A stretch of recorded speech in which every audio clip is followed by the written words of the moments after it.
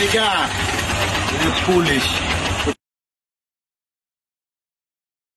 Police আমাদের কি হয়েছে?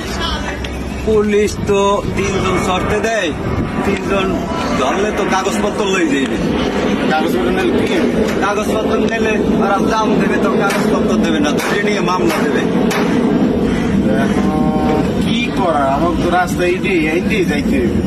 উপায় তো একটা আছে, তোর তো একটা বস্তা আছে না, হ্যাঁ, বস্তাটা বাইজার আরে বস্তার মধ্যে ভরে মাঝে লই। তা পুলিশে বস্তা ধরবে না? পুলিশে যদি জিগায় বস্তার মধ্যে কি এলে কম, বস্তার মধ্যে মাল এই কইয়া পুলিশ পারাই আমরা যাবো গিয়া, আমাকে লাগ পুলিশে পারবে? ভালো বুদ্ধি দিস।